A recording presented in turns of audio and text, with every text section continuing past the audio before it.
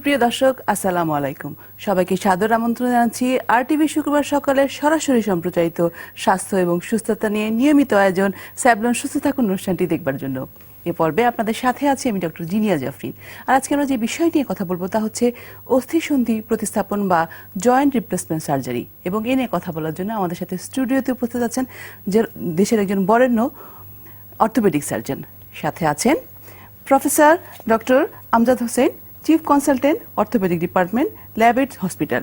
তার আগে দর্শক আপনাকে বলছি, ফোন করুন আমাদেরকে স্ক্রিনে দেখানো নাম্বারে, অথবা SMS করুন স্ক্রিনে দেখানো নিয়মে, অথবা আমাদের সাথে ইউটিউবে যোগ দিতে পারেন এই ঠিকানায়। আসুন স্যারের সাথে পরিচিত হই এবং জেনে নেই অস্থিসন্ধি প্রতিস্থাপন সার্জারি নিয়ে টুকিটাকি অনেক কিছু। আসসালামু স্যার, কেমন আছেন? ওয়ালাইকুম সালাম, ভালো জিনিয়া। জি স্যার, আলহামদুলিল্লাহ। স্যার, আজকে আমরা কথা বলবো অস্থিসন্ধি প্রতিস্থাপন এই বিষয়টা নিয়ে, কিন্তু তার আগে আমরা সবাই, গোটা বিশ্ববাসী যে বিষয়টা নিয়ে আতঙ্কিত এবং চিন্তিত সেটা হচ্ছে করোনা ভাইরাস। তো স্যার, করোনা ভাইরাস আপনি তো স্যার অনেক দিন ধরে অনেক পেশেন্ট ডিল করছেন, আপনার দেশে বিদেশে অনেক জায়গায় যাওয়া হয়। একটু যদি বলতেন যে করোনা ভাইরাস নিয়ে এত কেন আতঙ্কিত সবাই? আসলে তো মাঝে মধ্যে এগুলো হলো মানুষের উপরে কিছু কিছু গজব নাজিল হয়, তার ভিতরে এটা একটা আর কি। তো এর আগেও হয়েছে সার্স ভাইরাস, মার্স দিয়ে বিভিন্ন সময় হয় কি মানুষের, আমি বলি যে মানুষের না অতিরিক্ত বাড়াবাড়ি হয়ে যায়। আমরা যেমন আমি বলি অ্যান্টিবায়োটিকগুলো যখন আমরা বেশি করে ইউজ করি, তো তুমি তো জানো ডাক্তার হিসেবে যে ওই মিউট্যান্ট মানে ব্যাকটেরিয়া আবার তৈরি হয়, অন্যভাবে তৈরি হয়। ঠিক তেমনি এই ভাইরাসেরও তাই অবস্থান। তো কোনো না কোনোভাবে তারা কোথাও না কোথাও থেকে যখন আসে, তখন তারা মানুষের উপরে আক্রমণ করে, মানুষও ডিস্টার্ব করে। যেমন করোনা ভাইরাসটা এসছে, আমরা ধরে নেই চায়নার সেই মানে যে প্রদেশটা থেকে আসলো, সেটি একটা ফিশ মার্কেট বা একটা সবজি মার্কেট থেকে এসেছে। তো বলা হয় ফিশ মার্কেট, যেখানে ওরা তো চাইনিজরা অলমোস্ট সবই খায়। তো এখন সাপ থেকে শুরু করে খায় না। তো এখন ওইখান থেকে এসে ওই ভাইরাস চলে আসছে, যেটা এটা তো যে ভাইরাস একটা হলো যে আমাদের রাইবোনিউক্লিক অ্যাসিড একটা সিঙ্গেল একটা ইয়ে দিয়ে কোষ দিয়ে তৈরি হয় এবং এটি এমনভাবে ছড়ায়। তো এখন সেখান থেকে যখন এবং আজকে নাকি আমি সকালে দেখতেছিলাম যে ডাক্তারটি প্রথম বলেছিল যে এই ভাইরাসটা কিন্তু যে কয়েকজন লোক সেদিন বাজারে গিয়েছিল, এরা সবগুলোই 8-10 জন মানুষই ওই ভাইরাস নিয়ে ভর্তি হয়েছিল হাসপাতালে। সেই ডাক্তারটাও মারা গেছে আজকে সকালবেলা। তো এখন এটি কিন্তু খুব মানে আতঙ্কের বিষয় অবশ্যই, বিশেষ করে এয়ারপোর্টগুলা। এবং আমাদের একটা ফ্লাইট ছিল, আমাদের যাওয়া কথা ছিল এই মাসেই, সেটিও ক্যান্সেল হয়ে গেল ইয়েতে, কম্বোডিয়াতে। কারণ হলো যে কোনোভাবেই এখন মানে ফ্লাইট মানে রিস্কি হয়ে গেছে এয়ারপোর্টগুলো, যেখানে জনসমাগম বেশি হয়। তো কাজে ভাইরাস তো একজনের কাছে একজন ছড়াচ্ছে। বিশেষ করে হলো যে যারা দুর্বল, যাদের অলরেডি তাদের কিছু মানে অটো ইমিউন সিস্টেমটা দুর্বল, শ্বাসকষ্ট আছে বা আমাদের লিভার বা অন্য প্রবলেম আছে, তাদের জন্য এটা আরও হুমকি ডেফিনেটলি। সুতরাং যতটুকু পারা যায় প্রোটেকশন রাখা দরকার। বিশেষ করে মানে জনগণের সামনে যাতে হাসি কাশি, তাদেরকে মাস্ক পরাটা উচিত। এবং যদি তাদের থাকেও তাহলেও হাসি কাশি দেওয়াটা উচিত, মানে সেই প্রোটেকশন নিয়ে, যাতে করে তারা এটা অন্য জায়গায় বাতাসে না ছড়ায়, অন্যদেরকে মানে না যায়। তো এইভাবেই মানে আমাদেরকে নিজেকে দূরে রাখতে হবে। ওয়ার্ল্ড হেলথ অর্গানাইজেশন এই ব্যাপারে যথেষ্ট উদ্যোগ এবং উদ্যমী মানে দেখিয়েছে, সারা বিশ্বব্যাপী অ্যালার্ট করে দিয়েছে। আমার মনে হয় এটা মানে এক সময় আবারও কন্ট্রোলে হয়ে যাবে। এর আগে ইবোলা ভাইরাসও এসেছিল আফ্রিকা থেকে, ভয়ঙ্কর আকার ধারণ করেছিল, সেখান থেকেও মানুষ রক্ষা পেয়েছে। কাজে এটা টাইম বিং হয়তো কয়েক মাস এটা সমস্যা থাকবে, শীতটা পেরিয়ে গেলেই এটা কমবে। কিন্তু স্যার, আমরা যদি আমাদের সাথে সাথে দেশের সাথে চীনের তুলনা করি, তাহলে তারা তো অনেক উন্নত আমাদের তুলনায়। সেই তুলনায় আমাদের মতো একটা ঘনবসতিপূর্ণ দেশে যদি এরকম একটা রোগ হয়, আমরা কতটা প্রিপেয়ার? একেবারে সত্যি কথা। বিশেষ করে যেমন টিউবারকুলোসিসে কিন্তু এইভাবে ড্রপলেট দিয়ে বাতাসের সঙ্গে সঙ্গে ছড়িয়ে যায়, মানে বিশেষ করে যেখানে ঘনবসতিপূর্ণ আমাদের হওয়ার জন্য আমরা টিবি মোটেই নিয়ন্ত্রণ করতে পারি নাই বা পারতেছি না। ঠিক তেমনি এটাও কিন্তু আমাদের ছড়িয়ে গেলে আমাদের জন্য মহা বিপদ হবে। সে ব্যাপারে আমি বলবো সরকারকে ধন্যবাদ দেবো, মাননীয় স্বাস্থ্যমন্ত্রী এবং স্বাস্থ্য ডিপার্টমেন্ট পুরোটাই, ডিজি হেলথ থেকে শুরু করে সবাই, স্বাস্থ্য সচিব, এনারা যথেষ্ট উদ্যমী হয়ে এনারা মানে অ্যালার্ট করে দিচ্ছে, এয়ারপোর্টগুলো স্ক্রুটানাইজ করছে। সেই হিসেবে আমার ধারণা যে আমাদেরকে যারা রোগী হয়ে, যারা আমাদের লোক ছিল চায়নাতে, তাদের নিয়ে আসছে ওই শহর থেকে, তাদেরকে কোয়ারেন্টাইনের মধ্যে আলাদা করে আইসোলেশন করে রাখা হয়েছে।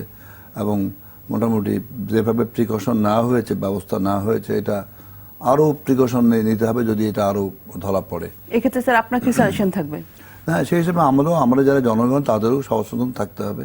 যেমন যে কারো হাঁচি কাশি হলে সে এয়ারপোর্টে বা জনসমাগম যেখানে হচ্ছে সেখানে থেকে যদি এসে থাকে, তাকে মানে আরো অন্য জায়গায় না যেয়ে তার ঘরে বা তার বাড়িতেই মানে নিয়ন্ত্রণ রাখা উচিত, যাতে করে এটা অন্যদের মধ্যে ছড়িয়ে না যায়। এটি একটি মানে চিন্তার বিষয়।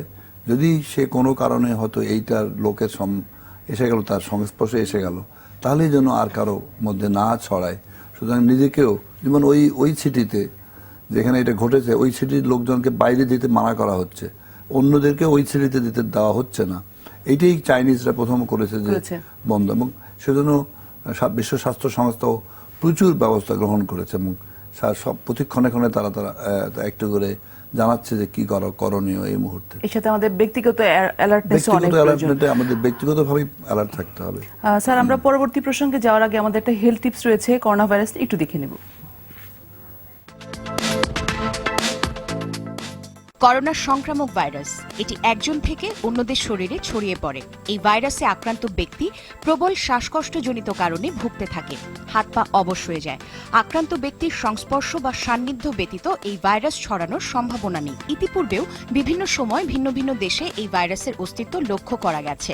সুতরাং অহেতুক ভীত না হয়ে নিজেকে সুস্থ রাখতে এই সময়ে ঘরের বাইরে মাস্ক ব্যবহার করা, ঘরে ফিরে হ্যান্ডওয়াশ বা সাবান দিয়ে ভালো করে হাত ধুয়ে নেওয়া, নিয়মিত থাকার ঘর এবং কাজের জায়গা ধুলামুক্ত পরিষ্কার রাখতে হবে এবং গণপরিবহন এড়িয়ে চলার চেষ্টা করতে হবে।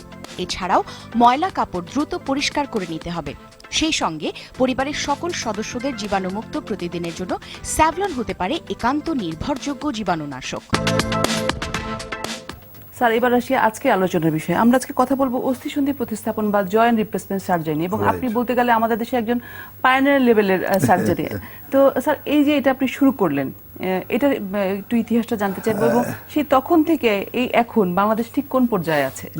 এটা ঠিকই বলেছো যে বাংলাদেশের আমরা যারা দু একজনই চেষ্টা করেছি। আমি যেহেতু বাইরে অনেকবার গেছি, বাইরে যেয়ে দেখে আসছি যে এটিকে আমাদের যেমন হিপ জয়েন্ট, নি জয়েন্ট, এগুলো হলো আমাদের চলনের জন্য দরকার। মানুষকে চলাচল করতে গেলে এই দুটি জয়েন্টের খুবই গুরুত্ব বহন করে। এছাড়া অন্যান্য জয়েন্টও শুরু হয়েছে, কিন্তু এগুলো বহু আগের থেকে সারা বিশ্বব্যাপী উন্নত দেশগুলো শুরু করেছে। সেই হিসেবে বাংলাদেশ যেহেতু অনেক স্বাস্থ্যক্ষেত্রে অনেক অগ্রগতি করেছে, সুতরাং আমাদেরও এটা প্রিপারেশন নিতে হবে, এবং এটা আমরা যারা চিকিৎসকের সঙ্গে জড়িত তাদেরকে আগাতে হবে। এবং আমি চিন্তা করে দেখলাম যে আমার মতো একজন সিনিয়র লোক, যারা আমরা সিনিয়র হয়ে যাচ্ছি, যেমন তুমি যখন ঢাকা মেডিকেলের স্টুডেন্ট ছিলা, তখন আমি ঢাকা মেডিকেল থেকে শুরু করেছিলাম। তার আগেও করেছি এখানে সেখানে, যেমন অর্থোপেডিক, জাতীয় অর্থোপেডিক হাসপাতাল নেটোরেও তখন RISD ছিল নাম, কিন্তু করলেও ঢাকা মেডিকেল থেকে অফিসিয়ালি আমরা একদম ব্যাপক হারে শুরু করি। তো বিশেষ করে হিপ মানে প্রচুর মানুষের এফেক্টেড হয়। যদি মানুষ বলা হতো না এটা তো মেনে নিতে হবে, খুঁড়িয়ে খুঁড়িয়ে হাঁটলে কোনো অসুবিধা নেই, কিন্তু এই জিনিসটা যদি বাইরে যায়, এই রোগীগুলো সব বাইরে যায়, যেহেতু অর্থনৈতিকভাবে আমরা অনেক এগিয়ে গেছি। সুতরাং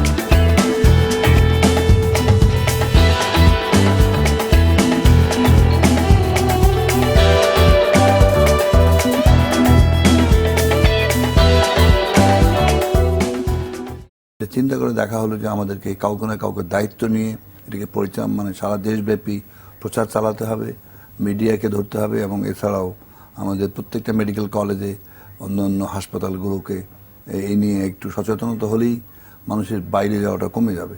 কারণ থাইল্যান্ড, ব্যাংকক, ইন্ডিয়া সবাই তাকিয়ে আছে বাংলাদেশের জন্য এখন, যে এটা একটা বড় মার্কেট। সুতরাং যেভাবেই হোক তারা ভিসা ইজি করে দিচ্ছে, আসো আসো আসো আসো, ডাক্তারদের, মিডিয়ার লোকদের, বিভিন্ন লোকজনকে বিভিন্নভাবে প্ররোচনা দিচ্ছে বা বলছে, প্রচার চালাচ্ছে, এবং তারা সেখান থেকে আমাদের নিজেকে তৈরি করতে হবে। এবং এটা একার কিন্তু নয়, আমি কিন্তু একা কাজ করি না, আমার সঙ্গে টিম কাজ করতে হবে।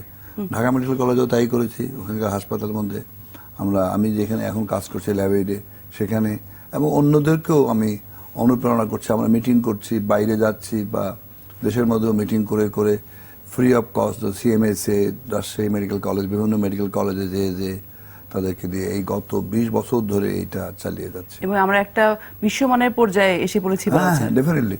যেমন আমি বলবো যে আমি এ পর্যন্ত প্রায় 3000-এর মতো এই জয়েন্ট রিপ্লেস করেছি, হিপ অ্যান্ড নি, এবং সেগুলো এর 97%-এই সফল। এই কারণে যে 2-3টা খারাপ হতেই পারে 100টার মধ্যে, খারাপ বলা যাবে না সেভাবে, যে মানুষের মধ্যে অনেক ভীতি কাজ করে যে এটি হলে আবারও করতে হবে। কিন্তু এখন একটা লোকের যখন তার বয়স 20 থেকে 30, 40, 50, সেটাই কিন্তু তার প্রধান সময়টা, তখন যদি সে পড়ে থাকে তখন তার স্বাভাবিক সংসার, তার জীবন, তার আর্নিং, তাকে চলাফেরা করা তার জন্য খুব মুশকিল হয়ে পড়বে। স্যার, আমরা এটা নিয়ে আরো অনেক কিছু জানবো। সময় হয়ে গেল একটা বিজ্ঞাপন বিরতি পরে আবার আলোচনায় ফিরবো। দর্শক, সময় হয়ে গেল একটা বিজ্ঞাপন বিরতির পরে আবার আলোচনায় ফিরবো। সে পর্যন্ত চোখ রাখুন RTVর পর্দায়।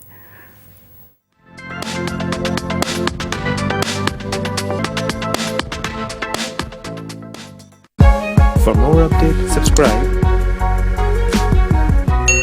and press the bell icon on YouTube app and never miss another update.